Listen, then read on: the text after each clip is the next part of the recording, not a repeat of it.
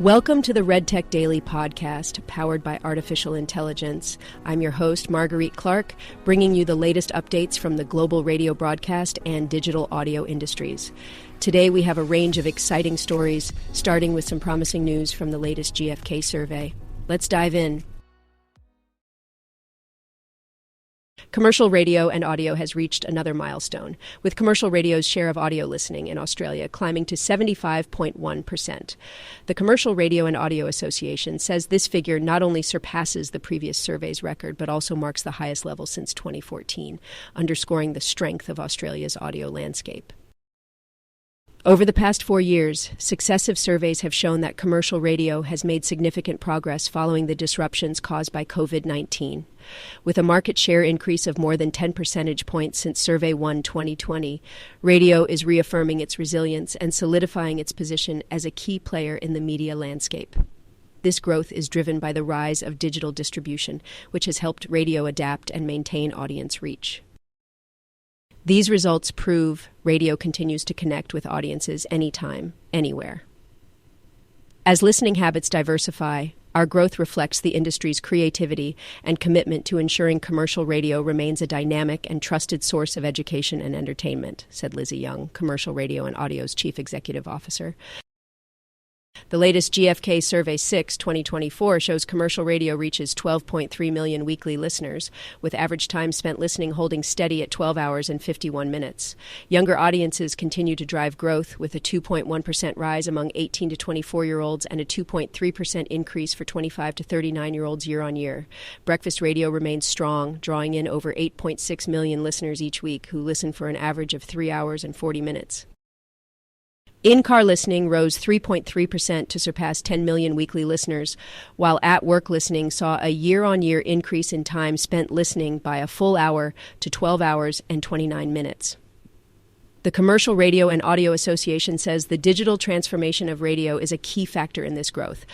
Commercial radio streaming increased slightly since the last survey, bringing the total number of weekly streaming listeners to nearly 3.6 million. At-home streaming gained 109,000 listeners, reflecting a 4.6% rise since the last survey. Commercial DAB+ stations are also gaining traction, with time spent listening rising by 26 minutes year-on-year to 6 hours and 39 minutes per week. Bauer Media Group is refining its strategy and leadership structure as it nears its 150th anniversary in 2025.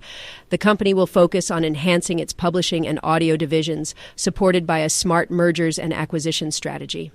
Effective from October 1st, business presidents Jan Wachtel for publishing and Vivian Moore for audio will join the executive board alongside Yvonne Bauer, chair of the board, and Gerald Mai, chief legal officer and head of operations.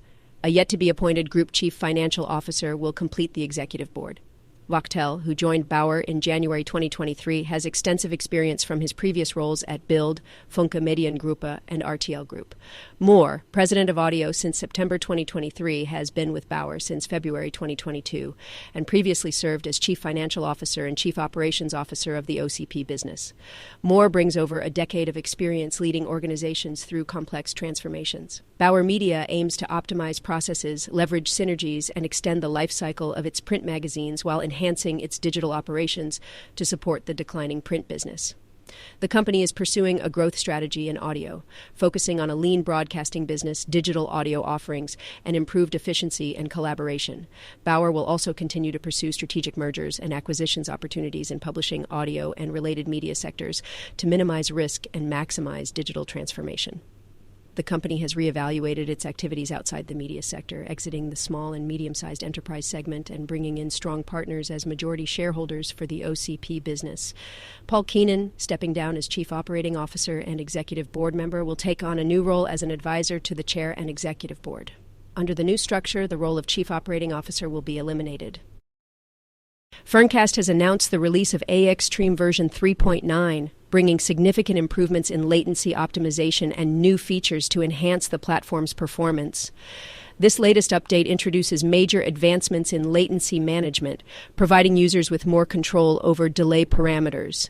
Depending on packet size, the delay from audio encoding algorithms can be as low as 4 milliseconds, though other factors such as the jitter buffer and network conditions can significantly impact overall latency.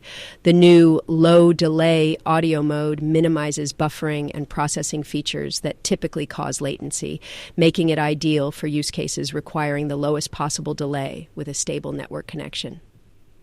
Existing latency-related features like the jitter buffer, forward error correction, and redundant streaming have been revamped to improve scalability and stability across various settings.